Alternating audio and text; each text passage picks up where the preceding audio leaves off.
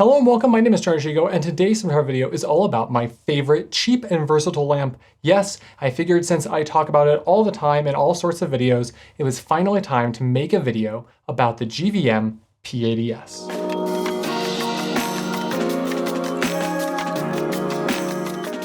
I should mention here that I am now an affiliate for GVM, and there will be a link to these lamps in the video's description, as well as a link to a coupon code that will help you save 10% on GVM products.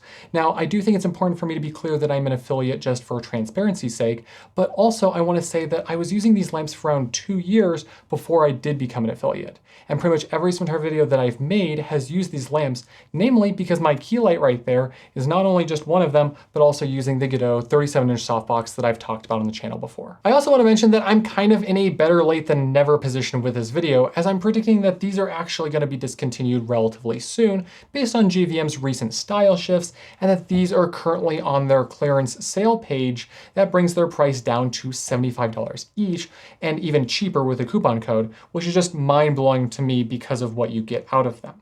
So if you are interested in these, I would go grab them at that price before they're gone. I suspect that they're being superseded by the SD80S model, and that is just a newer and similar form factor version that is brighter.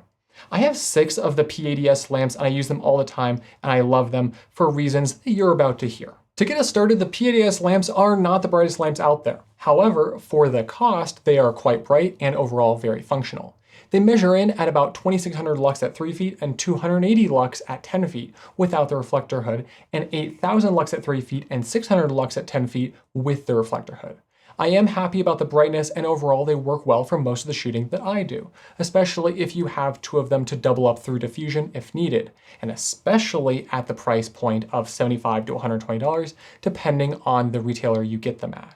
GVM does have other models that boast much more output, but I haven't had a chance to put my hands on those just yet to test them out for myself. While on the subject of reflector hoods, I have a love-hate relationship with these things because they really do help multiply the output significantly, but I don't like the multiple shadow effect that they cause. The more recent kit of the P80s that I bought did actually come with an updated version of the hood, which is this one, and the inside here isn't as uniform, so it does have a significant amount of actual multiplication of the output without it being such a uniform pattern shadow issue. Now, if you are still having an issue with the shadows, you can slap a white diffusion sock on the front of these. It will still afford you a lot of the power of the output multiplication without having the shadow effect. Now, what I do most of the time with these is just actually bounce it off of a bead board, a bounce card, a reflector, or even the ceiling. Just getting it reflected off of something helps make sure that you're getting the output without it having that shadow issue. So these are daylight lamps, and they're definitely a little bit more on the blue side, but just slightly. With proper white balancing, that's more something to be aware of than an issue. The CRI from the manufacturer is 96 plus. I haven't had any issues with it, although I don't have a color meter to verify the accuracy of that statement directly. In terms of construction, they are a bit plasticky in some of their places. Now, I do think that that was improved significantly between version 1 and version 2 of this model, but it also keeps them super lightweight at about 2.5 pounds. And that helps them be easy to transport, as well as it helps me feel better when getting them higher up. They do have the Bowens mount on the front, and that has felt sturdy in all of my usage. I've used it with the Aputure 2X Fresnel, the well-making snoot, and large softboxes. Now, at the same time, I probably wouldn't just go and haphazardly throw an F10 Fresnel on there because that might be too much weight. I would probably do some testing first, maybe have an extra safety cable, just be careful pretty much. Now, speaking of being careful, when using Bowens mount adapters that might change the weight or balance of your lamp, make sure to actually put some more sand onto your stand to make sure that you are reducing your tipping risk and keeping everything stable and locked down. The baby pin receiver that attaches this to the stand can feel a tiny bit loose, and it is a plastic part. So that's more of why I wouldn't put something like the F10 Fresnel onto this lamp more so than the Bowens mount itself. But again, I haven't had any actual problems with the attachment system. So even though these are lightweight plastic bodies, I've used them for years now and they've still held up quite well. Now, the one that I have in my studio here is actually the older version 1 model and has had the most usage over the last several years, and it has no signs of any issues. I will put a caveat here that I do treat my gear quite gently because I like to make it last for a long time and save me money in the long run. So if you are just throwing these around, yeah, sure, that could be a source of damage. So like I mentioned, there was an older Generation 1 model, but what I'm talking about here is specifically the newer Generation 2 model, and I'm so happy with the changes they made. So that includes the heatsink on the front, which really helped with the heat dissipation, and they also added a digital readout on the back, so dialing in, recording, and matching outputs got a lot easier than with just the knob itself. I also like the position of the power cable a little bit better as well. And these features made working with these lamps even nicer. Probably my only real complaint about these is that I think the power cable connection is designed in a way that could be prone to damage. The power adapter brick is pretty heavy and the cable isn't super long, so it tugs down on the slot where the barrel connector goes into. So usually I actually loop the cable a couple times around the handle to provide some strain relief, and that way if there is damage, it's on the cable and not the lamp, although this is not the perfect solution.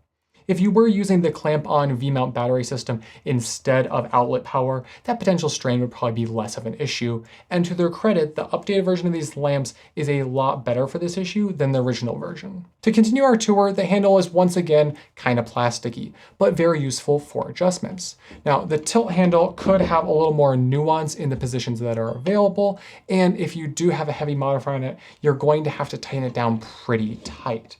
However, if you're careful and for the overall price of this unit, I don't think it's a huge issue.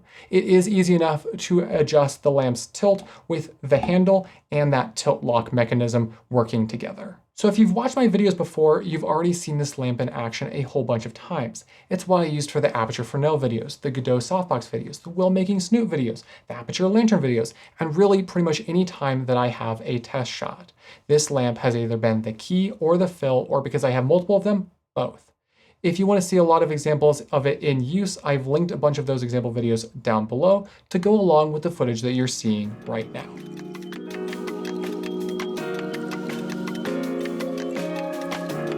Okay, so we're going to do first the GVM P80s with the Godox octabox and the Aputure Fresnel as an edge light.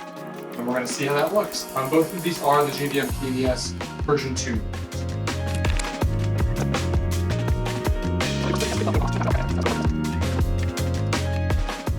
And so kind of what I'm imagining here is we have a window, and the window light is coming in and creating that backlight and that little bit of an edge. And then we have some sort of softer indoor source that's creating that key aspect to it.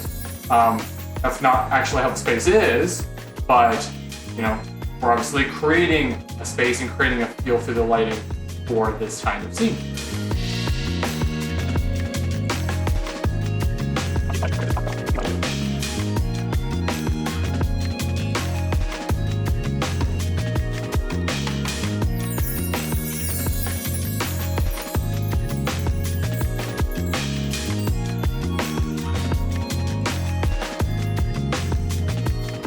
Okay, so this is probably not the most logical frame in the entire world, but I think it gives a good example of it bouncing off a wall and then having this like more soft wrap around the face. You can see how it changes that. We're not having spill from the light itself really onto it, because it's all just facing the wall. The idea here is to try to get them into more silhouette. They should be severely underlit. All the walls should be pretty decently exposed, but we're bouncing it off the wall to avoid shadows from the hood.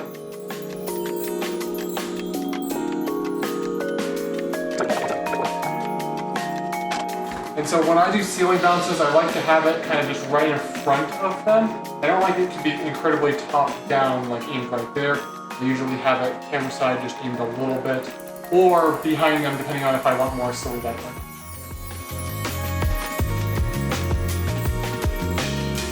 So now let's try backlighting them with a wall bounce, getting the background lit, and then having some of that come in onto their faces, and we get the wall nice.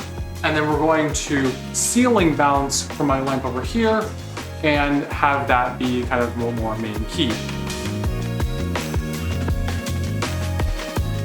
So this is the same exact exposure We're at 5.6 still. We're now using the octabox kind of as a top-down source rather than the hooded light being the bounce from the ceiling.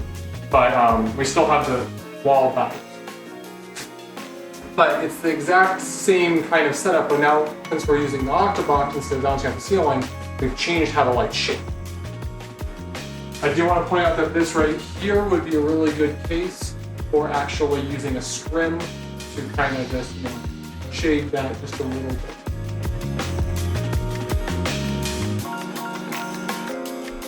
Okay, so now we're going to be doing the 12-foot test. Have the head about 12 feet away from our lamp. And one thing that I want to point out is you can see that double shadow effect. The closer I am to the lamp, the worse it is. You know, so for her, it's not terrible.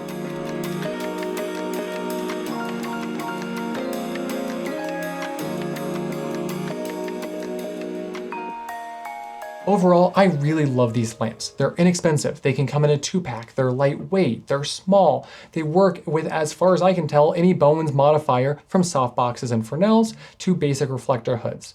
And they're bright enough to get the job done, especially if you have 2 of them. They can be battery powered, and did I mention, they're quite affordable. The one thing that I don't really use or care to use right now is the app support, so I can't comment on that for this video. I just want something that is decently bright, flexible in its usage, and doesn't need or have a whole lot of smart features to complicate things. And I want them to be affordable enough to have several of them.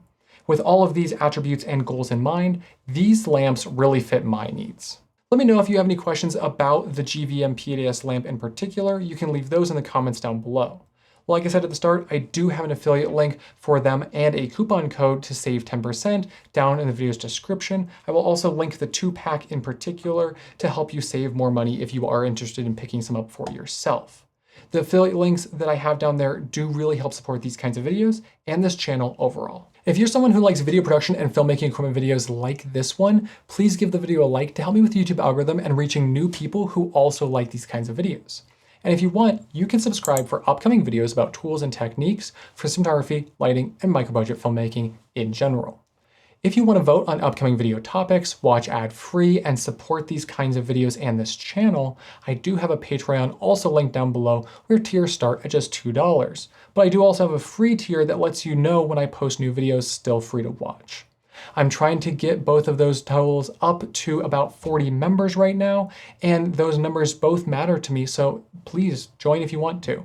If you want to follow me on social media, I do have those links down in the description as well, and I'd love to show you pictures of my pets and the photography that I post.